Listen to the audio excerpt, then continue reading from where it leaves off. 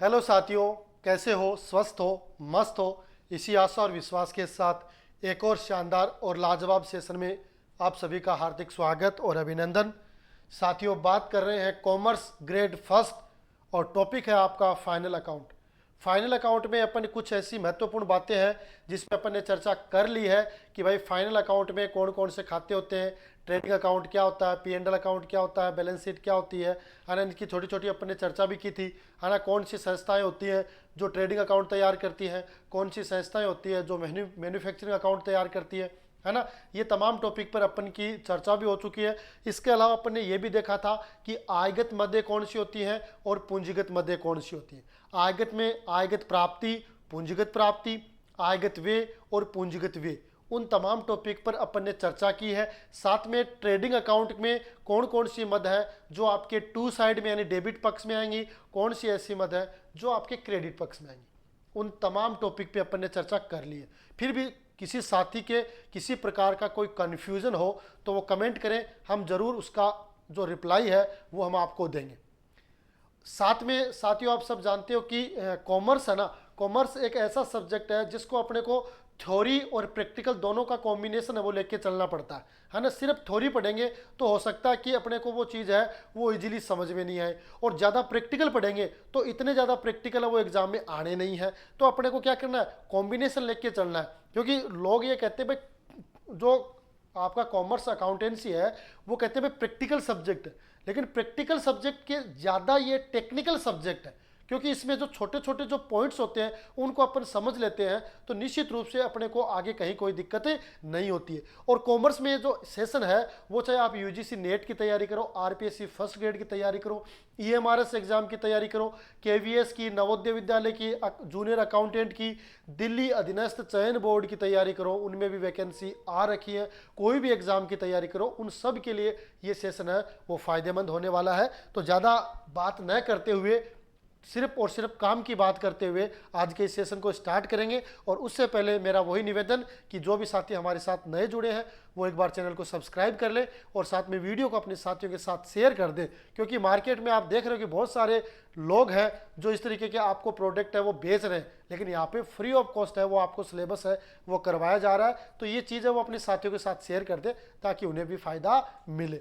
और साथियों देखो, मेरा मानना तो इतना है, पहले खुद को मोटिवेट होना पड़ता है ना। दूसरा आपको कोई मोटिवेट करे उसका प्रभाव पड़े या ना पड़े, लेकिन अगर आप सेल्फ मोटिवेट हो कि यू कैन डू इट, आपको लगता है कि yes I am do it, ये आपको लगता है तो निश्चित रूप से आप वो काम है वो कर सकते हो।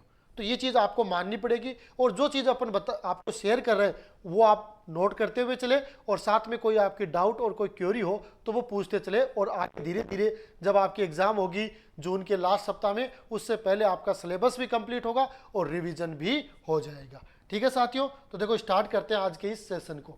अपन बात करेंगे आज के इस सेशन में लाभ हानि खाता, है ना।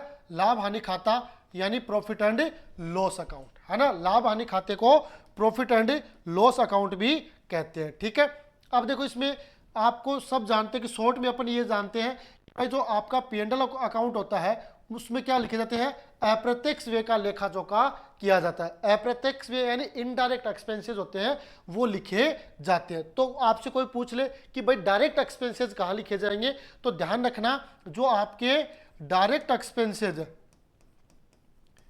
है ना, डायरेक्ट एक्सपेंसेस है वो आपके किस में लिखे जाएंगे, ट्रेडिंग अकाउंट में। और या मैन्युफैक्चरिंग भी कह सकते हैं।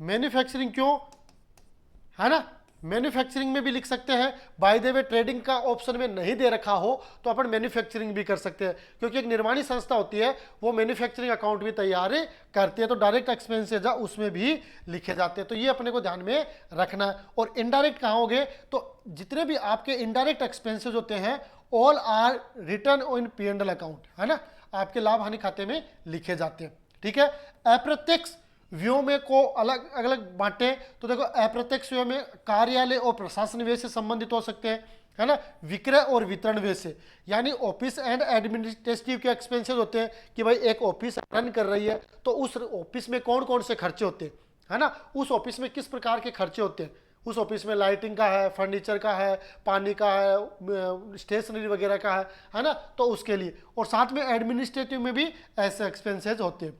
और सेलिंग एंड डिस्ट्रीब्यूशन में आपने जो प्रोडक्ट तैयार कर दिया, उस प्रोडक्ट को अपन क्या करते हैं, मार्केट में बेचते हैं, उसको मार्केट में सेल करेंगे। तो सेल करेंगे तब भी उसके लिए कुछ न कुछ अपने को खर्चा करना पड़ेगा जो इनडायरेक्ट है ना।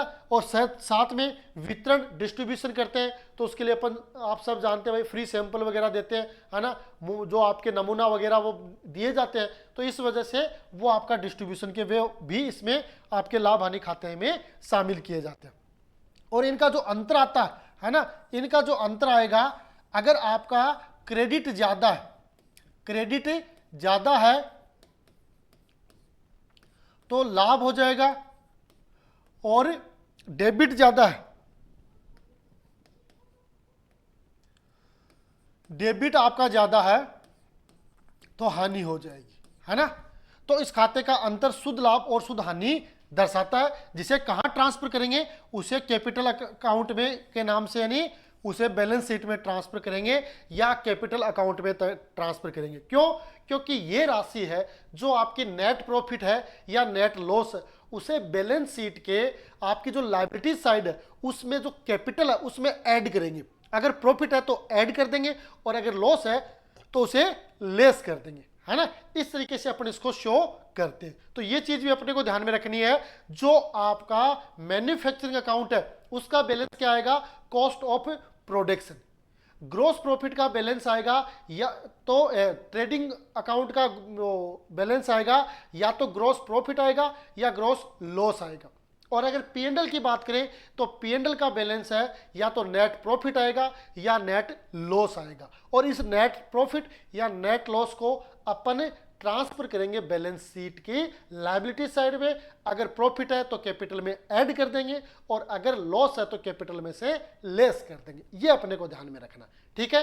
यहां तक की बात हो गई, आगे बढ़ते हैं। अब देखो इसके उद्देश्य क्या क्या हो सकते हैं, है ना, ऑब्जेक्टिव, है ना। कोई भी खाता अपन तैयार करते हैं तो उसका उद्देश्य तो कुछ न कुछ होता ही है ना। तो देखो इसमें पहला उद्देश्य क्या है, शुद्ध लाभ और हानि का निर्धारण। अपन क्या करते हैं कि भाई एक वित्तीय वर्ष के दौरान इस कंपनी ने पूरे वर्ष काम किया है तो इसने क्या कमाया, है ना, क्या कमाया। तो वो कमाने का अनुमान कैसे लगेगा, जब उसका अपन पी&एल अकाउंट तैयार करेंगे, यानी फाइनल अकाउंट तैयार करेंगे, जिसमें आपकी, क्योंकि काम क्या होगा, स्टेप बाय स्टेप होगा। डायरेक्ट अपन खाते तैयार नहीं कर सकते, अपने को जर्नल एंट्री भी करनी पड़ेगी, फिर सहायक भैया भी तैयार करनी पड़ेगी, है ना, खतौनी भी करनी पड़ेगी, फिर आपकी जो ट्रायल बैलेंस है वो भी तैयार होगी।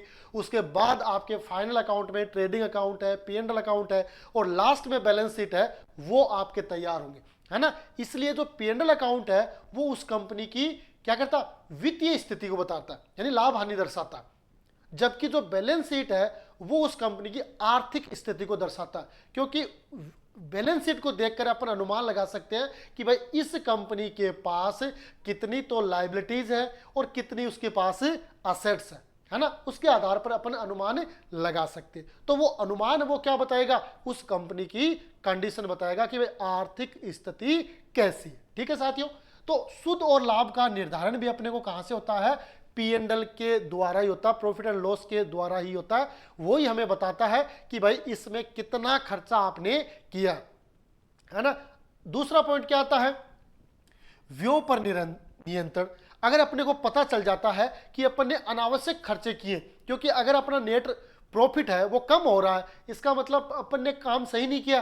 क्योंकि कुछ ऐसे खर्चे भी होते हैं जिसको अपन कंट्रोल कर सकते हैं, अगर, क्योंकि वो खर्चे आपके कम होंगे तो एक तरह से उसका फायदा कहाँ मिलेगा, आपको व्यापार में मिलेगा, है ना। व्यापार, वो जो आपने अनावश्यक खर्चा कर रहे थे उसका आप और जो काम में आसानी से काम ले सकते हो, है ना। तो अगर अपन पी&एल अकाउंट बनाएंगे, प्रॉफिट एंड लॉस अकाउंट बनाएंगे, तो इसके आधार पर अपने जो वे है उन पे कंट्रोल कर सकते हैं, अनावश्यक वे। देखो जहां पर आवश्यक है वो वे तो होने ही है, उनको तो कोई नहीं रोक सकता, लेकिन जो अनावश्यक वे है उनको अपन कंट्रोल कर सकते हैं, ठीक है। तीसरा पॉइंट आता है शुद्ध लाभ की पूर्व वर्षों से तुलना। नेट प्रॉफिट की आपकी जो लास्ट ईयर है उससे अपन तुलना कर सकते हैं, है ना। जब अपने पास आंकड़ा ही नहीं रहेगा कि भाई पिछले साल अपन ने क्या कमाया था, उससे पिछले साल अपने क्या कमाया था, उससे पिछले साल अपने क्या कमाया था, तो अपन एक अनुमान नहीं लगा सकते। जैसे मान लो आप तैयारी कर रहे हो, फर्स्ट ग्रेड की है, जूनियर अकाउंटेंट की है, चाहे आप केवी के जो फर्स्ट ग्रेड है, दिल्ली अधीनस्थ चयन बोर्ड है उसके फर्स्ट ग्रेड है, इसके अलावा लेखा सहायक, कोई भी एग्जाम की आप तैयारी कर रहे हो, है ना, तो उस एग्जाम को जब आप पढ़ते हो तभी तो आप आंकड़ा अनुमान लगा सकते हो ना। आप कोई टेस्ट देते हो, कोई टेस्ट सीरीज है, उसके माध्यम से आप देखते हो कि भाई मेरे इतने नंबर आ रहे हैं, है ना, तो उस नंबरों के आधार पर आप क्या कर सकते हो कि भाई मेरा इतना सिलेबस तैयार हो गया। कोई बच्चा 10वीं क्लास में पढ़ रहा है और उसके 60% आ गए, अगली बार उसके 80 आए, इसका मतलब वो ये क्या सोचेगा कि भाई मैंने बढ़िया तैयारी की है, यही तो होगा ना। तो वहां पर अपन क्या कर सकते हैं, अपने पास से जब नेट प्रॉफिट रहेगा, नेट प्रॉफिट रहेगा, है ना, 2000, जैसे अपने पास 2020 का है, 2021 का है, 2022 का है, 2023 का है, 2024 का, इस तरीके से अपने पास है, तो अपन अनुमान लगा सकते हैं कि इससे अपन क्या हुई है, वृद्धि हुई है या कमी हुई है, इसका अपन अनुमान लगा सकते हैं। और इसका अनुमान कैसे लगेगा, जब अपने पास पहले के P&L का बैलेंस दे रखा, उससे अपन अनुमान लगाएंगे कि अपन ने व्यापार में ग्रोथ की है या ग्रोथ नहीं की है, उसका अनुमान अपन को लग जाता है ना। तो इसलिए यह भी एक उद्देश्य हो जाता है कि अपन शुद्ध लाभ की क्या करते हैं, पूर्व वर्षों से अपन आसानी से तुलना कर सकते हैं। फोर्थ, आयकर निर्धारण में सहायक, आयकर निर्धारण में सहायक जो इनकम टैक्स होता है, इनकम टैक्स होता है वो किस में दिया जाता है, आय पे तो दिया जाता है ना, अपने पास से कितनी इनकम हो रही है उसी पे तो टैक्स देते हैं ना। तो जो कंपनियां होती हैं जब वो लाभ हानि का निर्धारण नहीं करेंगी तो वो टैक्स देंगी कहां, कितनी अमाउंट पे टैक्स देंगी। तो इसलिए यह भी जरूरी है, क्योंकि जब आयकर का अपने को निर्धारण करना है, टैक्स देना है, तो अगर P&L अकाउंट बना के अपन टैक्स देते हैं तो एक तरीके से वो पारदर्शी काम होगा, स्पष्ट काम होगा, क्लीन काम होगा, उसमें किसी प्रकार का कोई क्या नहीं रहेगा, डाउट नहीं रहेगा, संशय नहीं रहेगा। क्यों, क्योंकि सारा काम है आपके पास रिकॉर्डली है, फेयर काम है। तो ये फेयर काम है कब होगा, जब अपन लाभ हानि खाता है वो तैयार करते हैं तब। ठीक है साथियों, तो ये हो गया आयकर निर्धारण में भी ये सहायक होता है। ठीक है, यहां तक बात हो गई। तो ये इसके ऑब्जेक्ट हो सकते हैं किसके, लाभ हानि खाते के, कि भाई अपन जो P&L अकाउंट है वो क्यों तैयार करते हैं, तो शुद्ध लाभ हानि का निर्धारण हो जाता है। कुछ ऐसे अनावश्यक वे होते हैं उनकी पे अपन कंट्रोल कर सकते हैं। पूर्व वर्ष के जो लाभ है उनके साथ अपन तुलना कर सकते हैं कि भाई इस साल का अपना कितना लाभ है। आयकर निर्धारण में भी सहायक, इनकम टैक्स है उसके निर्धारण में भी ये सहायक रहता है। ठीक है साथियों, यहां तक क्लियर है। बढ़े आगे, आगे देखते हैं। देखो अब अपना P&L अकाउंट है, उसके कुछ मध्य अपने को डेबिट में लिखनी होती है और कुछ मध्य अपने को क्रेडिट में लिखनी होती है। तो डेबिट पक्ष में लिखी जाने वाली मध्य, तो कुल मिला के तो डेबिट पक्ष में अपने को यह ध्यान रखना है कि डेबिट पक्ष में जितने भी जो आपके अप्रत्यक्ष व्यय है ना, चाहे वो फैक्ट्री से रिलेटेड हो, चाहे वो आपके ऑफिस से रिलेटेड हो, चाहे वो आपके एडमिनिस्ट्रेटिव से रिलेटेड हो, चाहे आपके सेलिंग से रिलेटेड हो, चाहे आपके डिस्ट्रीब्यूशन से रिलेटेड हो, वो तमाम जो अप्रत्यक्ष इनडायरेक्ट एक्सपेंसेज हैं वो आपके P&L के डेबिट साइड में लिखे जाएंगे। और इसके अलावा एक अगर आपने ट्रेडिंग में ग्रोस लॉस हुआ है तो वो यहाँ पे लिखा जाएगा, है ना।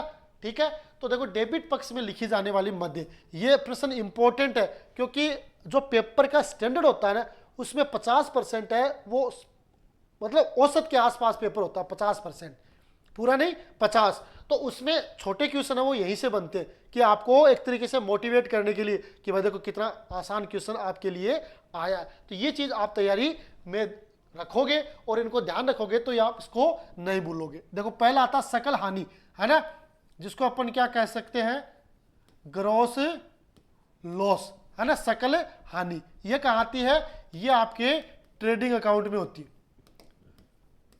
ट्रेडिंग अकाउंट में कब होगी, जब आपका डेबिट पक्ष का योग ज्यादा है और क्रेडिट का कम है तो अपने को ग्रॉस लॉस होगा, सकल हानि होगी। तो ये आपके P&L के डेबिट पक्ष में लिखी जाएगी। दूसरा, कार्यालय एवं प्रशासन में ऑफिस एंड एडमिनिस्ट्रेटिव एक्सपेंसेज, है ना। अब उसमें कौन कौन से होते हैं, ये सारे के सारे क्या होते हैं, इनडायरेक्ट होते हैं, इनडायरेक्ट एक्सपेंसेज होते हैं, जिसमें आपका वेतन है ना, वेतन है आपका इनडायरेक्ट होता है। जैसे मैंने आपको पिछली जो क्लास हुई थी ट्रेडिंग में, उसमें मैंने बताया था कि अगर वेजेज एंड सैलरी है, वेजेज एंड सैलरी है, तो वो आपका क्या होगा, डायरेक्ट एक्सपेंसेस होगा। सैलरी एंड वेजेज है तो वो इनडायरेक्ट होगा, है ना। आपका क्या है, अकेला वेजेज है तो ये तो आपका डायरेक्ट वैसे ही है ना। अगर बात करें वेजेज एंड सैलरीज, ये आपका क्या है, वेजेज एंड सैलरी, ये भी आपका डायरेक्ट है ना। अगर बात करें अपने सैलरी की तो ये आपका इनडायरेक्ट है। अगर बात करें अपने सैलरी एंड वेजेज की, ये भी आपका इनडायरेक्ट है। तो ये अपने को ध्यान में रखना है ना। अब ये छोटे छोटे क्वेश्चन है, ये आपको कंफ्यूज कर सकते हैं। अपन क्या सोचते हैं कि भाई वेजेज डायरेक्ट और वेजेज एंड सैलरी डायरेक्ट, है ना। अब ये थोड़ा सा चेंज कर दे, सैलरी एंड वेजेज कर दे। आपने एक चीज पढ़ी थी कि भाई ये तो आपके क्या होगा, डायरेक्ट में होगा, और हो सकता है वो इनडायरेक्ट में हो। तो ये चीज अपने को समझनी है ना। तो ये चीज अपने को ध्यान में रखनी है। तो वेतन है वो आपका इनडायरेक्ट होगा। कार्यालय के लिए कार्मिकों का वेतन, ऑफिस के लिए कोई कार्मिक है ना, विशेष कार्मिक है, कुछ तो ऐसे टेम्परेरी होते हैं, है ना, और कुछ ऐसे होते हैं जो स्थायी होते हैं, उनका वेतन है। कार्यालय का किराया, है ना, ऑफिस रेंट, तो ये भी आपका इनडायरेक्ट है। ऑफिस की लाइटिंग वगैरह है, प्रिंटिंग है, स्टेशनरी है ना, लीगल एक्सपेंसेज है, ऑडिटिंग फीस है, ऑफिस फर्नीचर की रिपेयर है ना, मूल्य ह्रास है, डेप्रिसिएशन है, कार्यालय का इंश्योरेंस है, बीमा है। ये सारे के सारे आपके इनडायरेक्ट एक्सपेंसेज है। पर ये किस हेडिंग में आते हैं, ऑफिस एंड एडमिनिस्ट्रेटिव में आते हैं, है ना। अब आपसे पूछ ले कि भाई कानूनी वे है, कानूनी वे अप्रत्यक्ष तो है, लेकिन ये कौन से शीर्षक का है, ये कार्यालय और प्रशासन व्यय का है ना, कार्यालय और प्रशासन व्यय का। ऑडिटिंग फीस, है ना, कार्यालय और प्रशासन की है ना। पैकेजिंग पूछ ले तो पैकेजिंग इनडायरेक्ट है, लेकिन वो किसका है, डिस्ट्रीब्यूशन का, है ना। तो ये चीज अपने को ध्यान में रखनी है। तो ये सारे के सारे पॉइंट आपके इनडायरेक्ट के हैं। मैंने कुछ इंपॉर्टेंट है वो यहाँ पे लिखे हैं, इसके अलावा और भी बहुत सारे हैं, वो सारे मैं आपको पीडीएफ में उपलब्ध करवा दूंगा, आगे की क्लास में बता दूंगा कि इसके अलावा भी और जैसे 50-60 मैंने आपको बता दिए कि यहाँ से भी कोई अगर कोई क्वेश्चन बनता है कि इनको पूछ ले कि भाई ये कौन से में रहेंगे, तो वो सारी चीज़ मैं आपको डिटेल से बता दूंगा। ये तो मैंने थोड़ा सा बताया कि भाई ये चीज़ आपके कार्यालय और प्रशासन व्यय से रिलेटेड है, जिसमें इनको अपन शामिल कर सकते हैं। ठीक है, बढ़े आगे। आगे देखते हैं, आगे 3 नंबर आता है आपका विक्रय और वितरण व्यय, सेलिंग एंड डिस्ट्रीब्यूशन, है ना। सेलिंग एंड डिस्ट्रीब्यूशन, जिसमें आपका एडवर्टाइजमेंट है, यह आपका इनडायरेक्ट है, लेकिन आएगा किसमें, सेलिंग एंड डिस्ट्रीब्यूशन में आएगा, ये ध्यान रखना। बैंकिंग एक्सपेंसेज है, जावक गाड़ी भाड़ा है, कैरिज आउटवार्ड, कमीशन है, डूबत ऋण है, सुपुर्दगी वाहनों पर मूल्य ह्रास है ना, डेप्रिसिएशन, गोदाम का बीमा है। ये सारे के सारे आपके सेलिंग एंड डिस्ट्रीब्यूशन के पार्ट है, वो माने जाते हैं। क्या माने जाते हैं, सेलिंग एंड डिस्ट्रीब्यूशन के पार्ट है, वो माने जाते हैं। कौन कौन से, एडवर्टाइजमेंट है, क्योंकि जब अपने को माल बेचना है तो उसका विज्ञापन करना पड़ेगा, क्योंकि आवश्यक है। वर्तमान युग के परिप्रेक्ष्य में अपन बात करें तो विज्ञापन आवश्यक है। विज्ञापन के बगैर अपन अपना कोई प्रोडक्ट बेच नहीं सकते, है ना। बैंकिंग वे आजकल जरूरी है, क्योंकि जितने भी खाते हैं वो हर व्यक्ति वो बैंक में ओपन रखता है, और आजकल ऑनलाइन ट्रांजैक्शन इतने होते हैं, फोन पे, गूगल पे, या आपके जो आरटीजीएस है ना, उनके माध्यम से क्या होते हैं, ट्रांसफर होते रहते हैं। जावक गाड़ी भाड़ा, आपने माल बेचा, उस माल को आप जिस गाड़ी से भेज रहे हो, है ना, तो उसका किराया भाड़ा आपको देना पड़ेगा। माल को बिकाने के लिए भी कमीशन देना पड़ता है, तो वो कमीशन हो गया डूबत ऋण, है ना। कई ऐसे देनदार होते हैं जो समय पर राशि भुगतान नहीं करते हैं, तो उनकी राशि डूब भी जाती है, तो वो भी आपकी डूबत ऋण की श्रेणी में आता है। किसकी श्रेणी में आता है, डूबत ऋण की, यानी बैड डेब्ट्स की श्रेणी में आता है। बैड डेब्ट्स का क्वेश्चन है वो 100% आएगा। क्यों, क्योंकि इसमें 2 तरीके के बैड डेब्ट्स होते हैं, है ना। एक तो वो जो डूब गए, है ना, और एक वो जिनके लिए अपन आयोजन बनाते हैं, संभावित प्रोविजन फॉर डाउटफुल डेब्ट्स। तो ऐसे, क्योंकि ये आपकी जो समायोजन प्रविष्टियां है उसमें भी आपका जो बैड डेब्ट्स है वो शामिल है, तो इसलिए इसको अपन इंपॉर्टेंट मान सकते हैं, क्योंकि हर पॉइंट है वो कहीं ना कहीं कनेक्ट है। अपन ये मान सकते हैं कि ये नहीं कि ये अपने यहाँ काम में नहीं आएगा, लेकिन इसका कनेक्शन कहीं और कहीं आपको मिल जाएगा। तो ये हमेशा ध्यान रखना, जावक गाड़ी भाड़ा कैरीज आउटवर्ड आपका सेलिंग एंड डिस्ट्रीब्यूशन हेड है उसके अंतर्गत आएगा, और वो भी आपके इनडायरेक्ट एक्सपेंसेस में। ठीक है। डूबत ऋण, सुपुर्दगी वाहनों पर मूल्य ह्रास है, गोदाम का बीमा है, ये सारे के सारे आपके सेलिंग एंड डिस्ट्रीब्यूशन में शामिल होंगे। ठीक है साथियों, आगे देखते हैं। आगे क्या है, वित्तीय व्यय है ना, फाइनेंशियल एक्सपेंसेस है ना, जिसमें आपके कौन कौन से हैं, इंटरेस्ट ऑन लोन, आपने जो ऋण ले रखा उस पर ब्याज, डोनेशन आपने कोई दान दे दिया, पूंजी पर ब्याज, इंटरेस्ट ऑन कैपिटल है ना, डिस्काउंट अलाउड, ये सारे के सारे आपके वित्तीय व्यय फाइनेंशियल एक्सपेंसेस है। तो ये आपके इनडायरेक्ट, पर इनडायरेक्ट में भी आपके फाइनेंशियल एक्सपेंसेस के रूप में इसको अपने मान सकते हैं, ये माने जाते हैं। तो इनको भी अपने को पॉइंट टू पॉइंट समझना है। परीक्षा में पूछा जा सकता है कि निम्न में से कौन सा आपका वित्तीय व्यय है ना। अगर अपन डीपली बात करें, थोड़ा सा गहराई से कोई क्वेश्चन पूछा जाता है तो वह ऐसे पूछा जा सकता है। अगर नॉर्मली पूछता है तो वो अपने हिसाब से पूछ सकता है। और देखो, परीक्षा जब फर्स्ट ग्रेड की है, एक गजेटेड ऑफिसर की परीक्षा है, जूनियर अकाउंटेंट की परीक्षा है, आपकी नवोदय की केवीएस की एक बड़ी एग्जाम है, तो निश्चित रूप से जो एग्जामिनर होता है, जो पेपर सेटर होता है, वो इस तरीके के क्वेश्चनों को ढूंढता है ताकि अभ्यर्थी है वो क्या रहे, कंफ्यूज हो, उनको ऐसा लगे कि ये चीज मेरी पढ़ी हुई है, लेकिन वो कंफ्यूज हो और आंसर दे। और जब कंफ्यूजन में जहां पर आंसर देते हैं, तो देखो आप भी सब जानते हो 20% तो सही होने की संभावना, तो 80% गलत होने की संभावना होती है ना।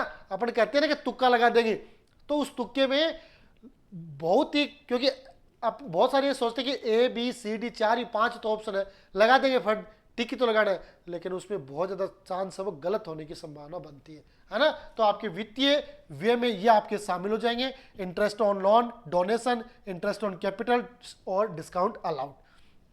ठीक है। इसके बाद असामान्य हानियां, अब नॉर्मल लॉसेज कौन कौन सी हो सकती है ना, संपत्तियों की विक्रय पर हानि, कोई ऐसी संपत्ति जिसको अपन ने बेचा है ना, जिसको अपन ने बेचा है और उसको बेचने से अपने को हानि हो रही है ना। बेचते ना भाई, जो संपत्ति है वो किसी भी कारण से या तो कोई पुरानी हो जाती है, या आपकी अप्रचलित हो जाती है, या उसकी प्रोडक्शन की कैपेसिटी बढ़िया नहीं होती है, किसी भी कारण से उस संपत्ति को अपने व्यापार से हटाते हैं, तो उस समय अपने सामने ये समस्या आती है। तो इस वजह से अपन क्या करते हैं, वहां पर आपका क्या होता है, लॉस पे उस संपत्ति को अपने को बेचना पड़ता है, तो उसको बेचने से भी अपने को हानि हो सकती है। आग लगने से माल व संपत्तियों का नष्ट हो जाना एबनॉर्मल लॉसेज है, कि भाई इसमें अपन क्या कर सकते है ना, ये तो सब नेचुरल चीज है भाई, प्राकृतिक है, कोई भी ऐसी हो सकता है भाई, शॉर्ट सर्किट हो गया, या किसी अनजाने में किसी कोई ऐसी आपदा आ गई जिससे आग लग गई, माल नष्ट हो गया है ना, ट्रांसपोर्ट में माल जा रहा है, एक्सीडेंट हो गया तो माल नष्ट हो जाना, तो ये आपकी असामान्य हानि है। चोरी से हानि, रोकड़ का गबन, चोरी से भी हानि होती है। भाई कंपनी में कई ऐसे कर्मचारी होते हैं जो उस कंपनी को क्या करते हैं, क्षति पहुंचाते हैं है ना, उस कंपनी का माल चोरी कर लेते हैं है ना, रोकड़ में भी गबन कर लेते हैं है ना, दिखाना था 500 रुपये दिखा दिए 1500 रुपये है ना, तो इस तरीके से है वो गबन कर सकते हैं। तो ये आपकी अबनॉर्मल लॉस तो होगी, लेकिन आएगी किस में, P&L के डेबिट साइड, यानी टू साइड में इन मदों को अपने को दिखाना, loss by theft, loss by fire, loss by flood, loss by earthquake है ना, ये सारी की सारी मदें आपके किस में आएगी, P&L के डेबिट साइड। ओके, यहां तक क्लियर, बढ़े आगे, आगे देखते हैं। इसके अलावा देखो और क्या दे रखा है कि निम्नलिखित व्यय लाभ हानि खाते के डेबिट पक्ष में नहीं लिखे जाएंगे, नहीं लिखे जाएंगे। ये मैंने आपको अपवाद के रूप में याद दिला रहा हूं है ना, अपवाद के रूप में है ना, कि निम्नलिखित व्यय है उसके डेबिट पक्ष में नहीं लिखे जाएंगे। क्यों नहीं लिखे जाएंगे, क्योंकि वे व्यवसाय के निजी व्यय है, व्यापार निजी नहीं होता है, इसीलिए व्यापार व व्यापार का स्वामी दोनों क्या क्या होते हैं, पृथक पृथक क्या होते हैं? पृथक अस्तित्व की अवधारणा, व्यवसायिक इकाई की अवधारणा या सत्ता की अवधारणा, तीनों एक ही नाम है, तीनों के एक ही नाम है। जैसे आपके भी घर में नाम अलग अलग होते हैं ना, वैसे ही है। पृथक अस्तित्व की अवधारणा कह दो, व्यवसायिक इकाई की अवधारणा कह दो, सत्ता की अवधारणा कह दो, तीनों ही एक ही है। और तीनों ही क्या कहते हैं? व्यापार और व्यापार का स्वामी दोनों अलग अलग होते हैं। दोनों क्या क्या होते हैं? अलग अलग होते हैं। इसलिए व्यापारी का जितना भी जो पर्सनल खर्चा होगा वो लाभ हानि खाते में नहीं दर्शाया जाएगा। ठीक है। अतः आहरण शीर्षक में लिखकर पूंजी में से घटाएंगे।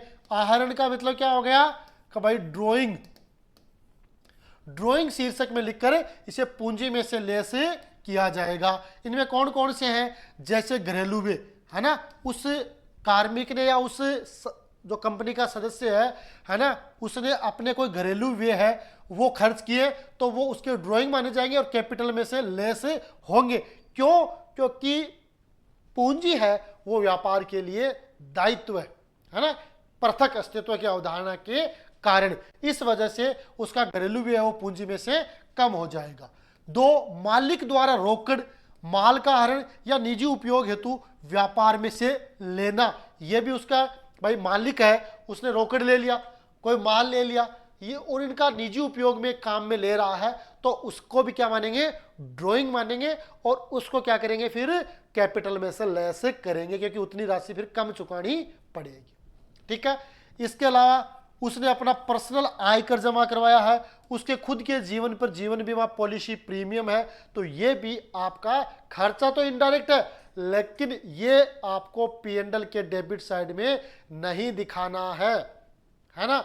अब देखो परीक्षा में बनता क्वेश्चन अपवाद से ही है ना, वहां पे दे दिया LIC, बाकी और दे दिया और एक LIC दे दिया। इनमें से कौन सी मद है P&L के डेबिट साइड में लिखी जाएगी या नहीं लिखी जाएगी? अपन सोचते हैं ये तो सारी लिखी जाएंगे, परीक्षा में पेपर गलत आ गया, प्रश्न गलत है, त्रुटि है, इस तरीके के अपन अनुमान लगाते रहते हैं। लेकिन देखो आयकर, पर्सनल आयकर है, पर्सनल जीवन बीमा है, स्वयं का कोई रोकड़ या माल का आहरण है, ये सारे के सारे क्या करने हैं आपको?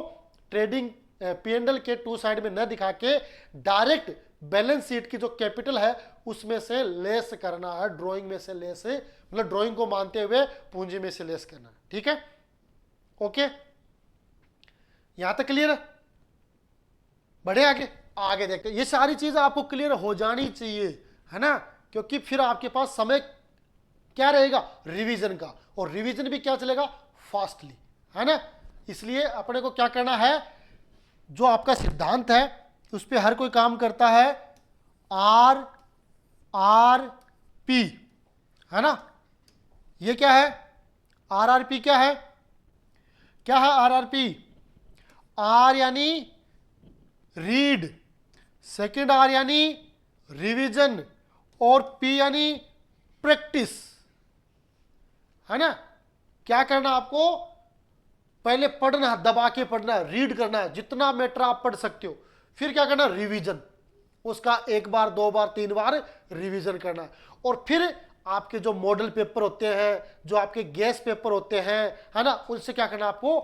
प्रैक्टिस, है ना। और ये तीनों चीज आपने कर ली तो आपका बेड़ा पार है। ठीक है, तो ये चीज अपने को काम में लेनी है। बढ़े आगे, आगे देखते हैं। अभी तक अपन ने बात की थी कि भाई लाभ हानि खाते के कौन सी मद है जो डेबिट पक्ष में लिखी जाती है। अभी अपन बात करेंगे कि भाई लाभ हानि खाते के क्रेडिट पक्ष, है ना, क्रेडिट पक्ष में लिखी जाने वाले मद, है ना। लाभ हानि खाते के क्रेडिट पक्ष में, क्रेडिट पक्ष बोले तो बाई लिखते हैं ना, बाई साइड लिखे जाने वाले मद। तो इसमें पहला आता है आपका ग्रॉस प्रॉफिट। क्या आता है? ग्रॉस प्रॉफिट, सकल लाभ। और सकल लाभ कब होगा? जब आप में ट्रेडिंग का क्रेडिट पक्ष ज्यादा है, ट्रेडिंग अकाउंट का क्रेडिट पक्ष ज्यादा, डेबिट कम है, तो आपके पास ग्रॉस प्रॉफिट आएगा। और उस ग्रॉस प्रॉफिट को P&L के क्रेडिट साइड में लिखेंगे बाई ग्रॉस प्रॉफिट, है ना, ये लिखेंगे। इसके अलावा कोई अन्य आय, कोई भी अन्य इनकम है आपकी, आपने कमीशन से प्राप्ति की है कोई, है ना, आपने किसी दूसरे व्यक्ति का माल बिकवाने के लिए आपने सहयोग और उसके बदले में वो आपको कमीशन दे रहा है। संयुक्त साहस से कोई लाभ आपने प्राप्त किया है ना, संयुक्त साहस से आपको कोई लाभ मिला है। ब्याज की प्राप्ति, आपने कहीं से आपने अपनी व्यापार की जो पूंजी थी उसको इन्वेस्ट कर रखा है, उस पर आपको ब्याज मिला है, तो वो भी आपके P&L के क्रेडिट पक्ष में आएगी। विनियोगों से आय, कंपनी के पास अतिरिक्त पूंजी थी, उसको आपने कहीं विनियोग कर दिया और उनसे कोई आपकी आय हो रही है। किराए से प्राप्ति, है ना, आपने कोई अपनी जमीन है, अपनी कोई साधन है, आपने किराए पे दिया, उससे कोई आपको आय प्राप्त हो रही है। आहरण पे ब्याज, जो व्यक्ति अपने निजी प्रयोग के लिए कोई राशि निकालता है ना, और उस आहरण पर ब्याज लिया जाता है, तो वो ब्याज भी उस कंपनी के लिए आय होगी। प्राप्त बट्टा, है ना, आपने कोई बट्टा प्राप्त किया है। स्थायी संपत्तियों के विक्रय पर लाभ, यानी जो आपकी स्थायी संपत्ति को भाई बेचने से हानि होगी तो वो तो डेबिट पक्ष में आ जाएगी, और बेचने से लाभ होगा वो आपके क्रेडिट पक्ष में आएगा। Sale, profit on sale of fix assets, है ना। इस तरीके से अपने ये मद है वो आपको ट्रेडिंग के क्रेडिट पक्ष में शो करनी होती है। ठीक है साथियों, है ना। कहां दिखाएंगे? क्रेडिट पक्ष में। ये सारी मद, कमीशन, संयुक्त साहस लाभ, ब्याज की प्राप्ति, विनियोग, किराए का, आहरण पर ब्याज, है ना, प्राप्त भट्टा और संपत्तियों को बेचने से लाभ। ठीक है, इस तरीके से अपने को ये चीज है वो समझनी। अब बताओ, देखो जो चीज मैंने आपको बताई है अभी, छोटा सा ये सेशन, इस छोटे से सेशन में जो चीज मैंने आपको बताई है उसमें कहीं कोई आपको डाउट हो तो बताओ। कोई चीज आपको नहीं समझ में आई हो, ऐसा लग रहा आपके मन में किसी प्रकार का कोई डाउट नहीं रहे, परीक्षा हॉल में जाओ तो आप कहते ना डाउट रहित आओ, आपके मन में किसी प्रकार का कोई संदेह नहीं, कोई कंफ्यूजन नहीं, है ना। क्योंकि परीक्षा समय तक अपन कंफ्यूज रहते हैं, तो परीक्षा के समय जब एग्जाम हॉल में बैठते हैं तो उस समय भी हमारा दिमाग वही घूमता रहता है ना। पढ़ने से तो देखो सब काम होता है, लेकिन पढ़ने के साथ आपकी एकाग्रचित्ता, अनुशासन, आपका संयम, ये सब कुछ है वो डिपेंड करता है। ये चीज है वो आपके सफलता में सहयोग करती है। ठीक है साथियों, तो ये एक छोटा सा और शानदार सा सेशन जो मैंने आपके साथ शेयर किया है, निश्चित रूप से आज का जो सेशन है वो आपके लिए फायदेमंद होगा। और अगर आपको भी ऐसा लगता है तो वीडियो को लाइक कर दे, चैनल को सब्सक्राइब कर ले और साथ में वीडियो को शेयर कर दे अपने साथियों के साथ, ताकि वो भी तैयारी कर सके। और साथ में साथियों से वापस रिप्लाई ले, फीडबैक ले कि ये पढ़ा रहे हैं क्या, सही पढ़ा रहे हैं, बढ़िया पढ़ा रहे हैं कि नहीं पढ़ा रहे हैं। ये फीडबैक तो आपका आना चाहिए, है ना। हम आपके लिए मेहनत कर रहे हैं तो आपका फीडबैक होना चाहिए।